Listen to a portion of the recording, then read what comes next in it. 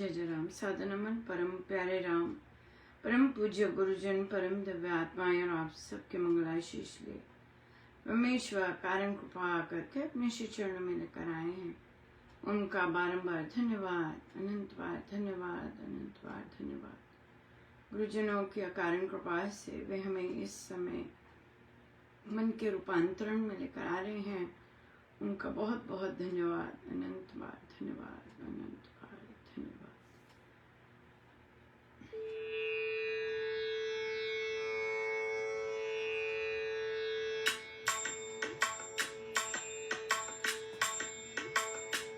मैं आत्मा नंद हूँ, परमात्मा का अंश हूँ।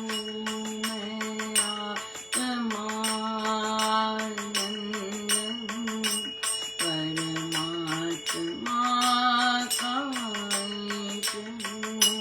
मैं आत्मा आनंद हूँ, परमात्मा का अंश हूँ। मैं आत्मा आनंद हूँ, परमात्मा का अंश हूँ। मैं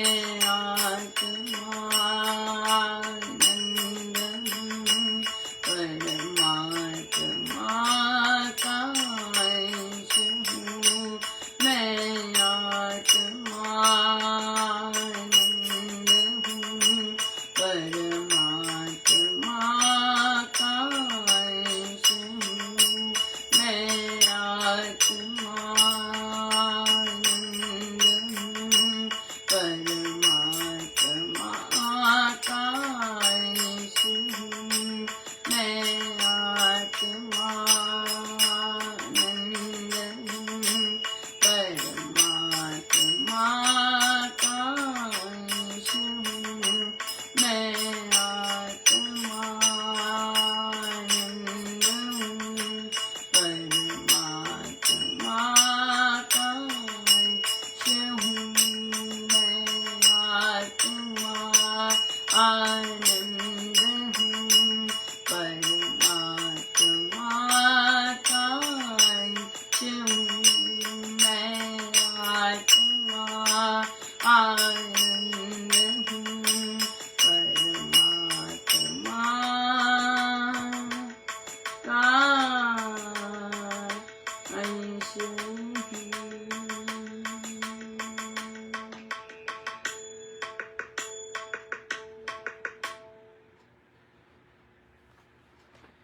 श्री प्रवचन पीयूष जी, पृष्ठ 62।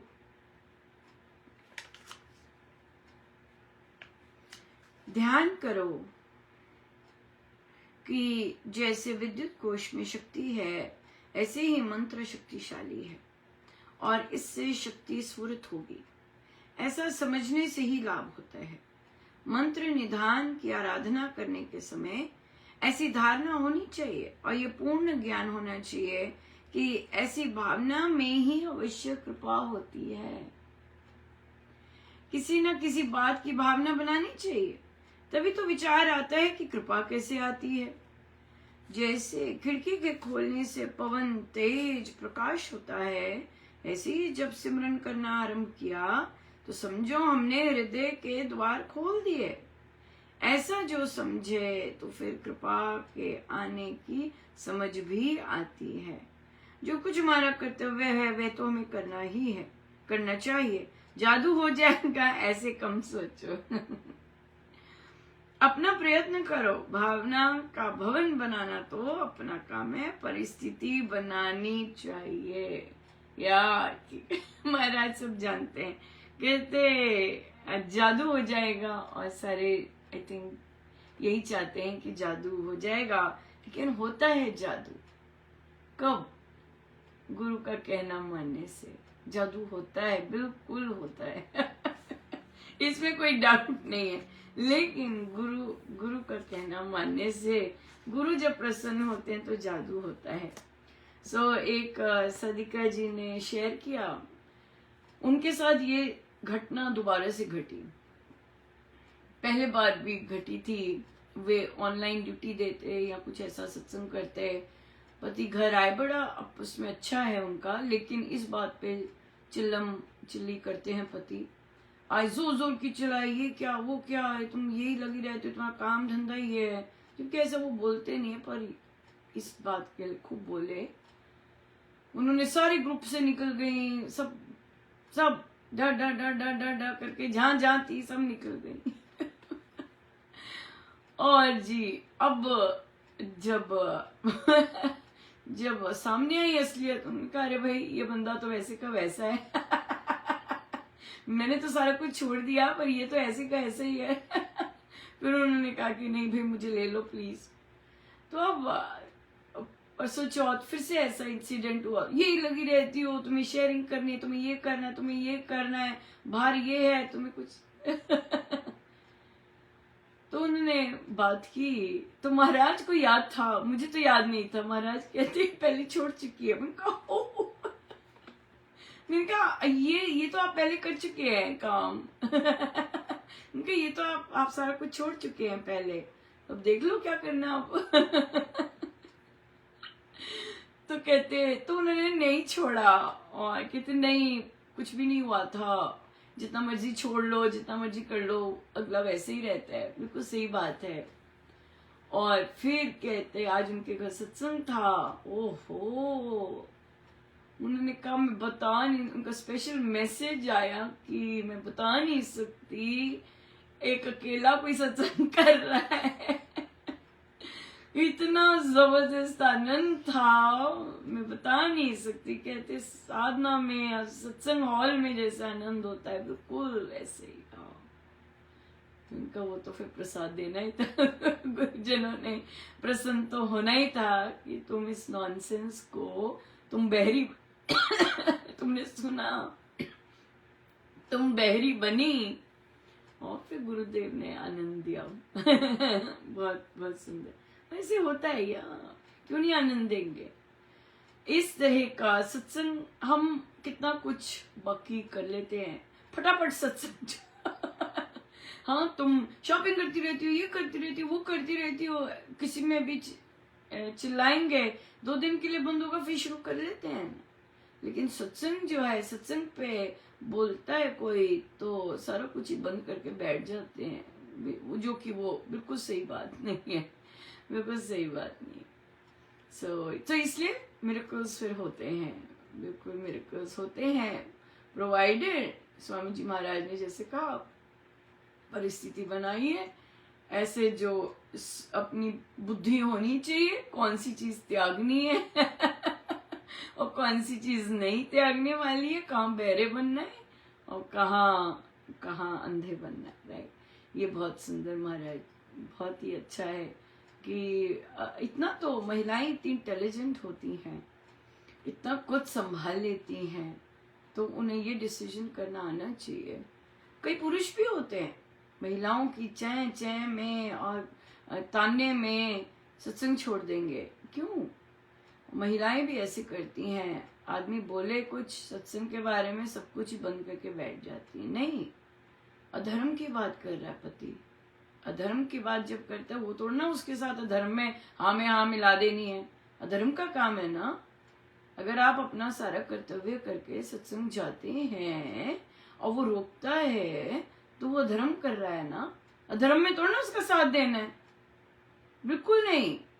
एक महिला ही तो और वो भी जो सच्चे मन से लगी है अपने गुरुजनों के श्री चरणों में, वही तो अपने सारी फैमिली में सत्यता धर्म के बीच डाल सकती है।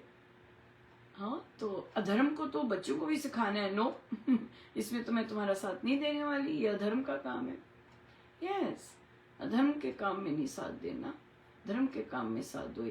ना रत्नाकर जी की पत्नी ने मैंने साथ दिया उनका, जी ना बाबा, जामत जी से लाओ, मैं नहीं तुम्हारा साथ देती तुम्हारी अधर्म की कमाई में। मेरा काम है, तुम धन लाते हो, मैं बनाती हूँ, बस यही। पर तुम्हारे कर्मों में तुम्हारा साथ दूंगी, धर्म में नो। राइट, सो इसलिए ये समझ होनी चाहिए कि हम अधर्म में नहीं दे सकते परिवार वालों का साथ। हाँ, जब वे कहते हैं सत्संग बंद करो, जाप पाठ बंद करो, अरे मैंने तुम्हें कहा है सिर्फ जाप करो, ये क्या लगाया हुआ तुम्हें थोड़ा ना गुरु बनाया भाई हाँ, तुम्हें थोड़ा ना, तुम मैंने कहा है बस सिर्फ जाप कर सकती हो, ये नहीं कर सकती हो तो और हंस देना चाहिए हाँ, जिसको कुछ देला नहीं पता वो बता रहा वो इतने ज्ञान बांट रहे होते हैं। सो यहाँ ये चीजें इग्नोर करनी होती या प्रश्न आया कि मैं रील देख रही थी और वहां पे मुझे ये सजेशन बहुत अच्छा लगा कि कोई चुगली करता है आपके साथ, आप बोलो मैंने व्रत लिया हुआ है, तो तो कहते बहुत अच्छा लगा, तो हम कह दें कि व्रत लिया हुआ है, हम दूसरी चीजों में भी कहते हैं। मैंने उनसे पूछा पर ये क्या ये सत्य है कि आपने सच में संकल्प लिया है मैं कभी निंदा नहीं करूंगी? कहते इजी हो जाएगा दूसरे को कहना। मैंने कहा और घर का परिवार वाला कोई चुगली लेकर आता है तब क्या करोगे? वो वेंट आउट कर रहा है वहां पे क्या करोगे? हाँ, वहां पे तो नहीं कर सकते। और तो या तो व्रत लिया हो कि मैंने आजीवन व्रत लिया है इस बात का ठोस कि मैं निंदा कभी नहीं करूंगी, फिर तो आप बोल सकते हो। लेकिन एक चीज से बचने के लिए आप दूसरा सत्य तो ना बोल सकते हो कि मैंने व्रत लिया है। आप बहुत ढंग होते हैं कि आप अच्छा बहन जी कोई आ गया है, फटक, अच्छा बहन जी करती हूँ, फटक फोन काटा, अच्छा अभी करती हूँ, फटक फोन काटा। आपको पता है शुरू होने वाली है चुगली, आपको फटक इस तरह से। सो ये चीज बहुत ये तो खुद की ध्यान देने वाली है कि कौन सी चीज में मैंने एक को बंद करने के लिए मैं दूसरा गड़बड़ ना करूं, सोच के करना चाहिए। सो यहाँ पे तो व्रत बहुत संकल्प, व्रत बहुत मोटे शब्द हैं, ये प्रभु के साथ प्रॉमिसेस किए जाते हैं, इसे यूं ही नहीं बोल देना चाहिए। ये यहाँ पे असत्य नहीं बोलना चाहिए। सत्य महाराज ने कहा बड़ी सोच समझ के बोलना चाहिए, है ना, ये बात है। नहीं तो एक और फिर वो हो जाएगा। सो बहुत बहुत धन्यवाद गुरुजनों का, अनंत बार धन्यवाद। आई हम सीधे होकर बैठे।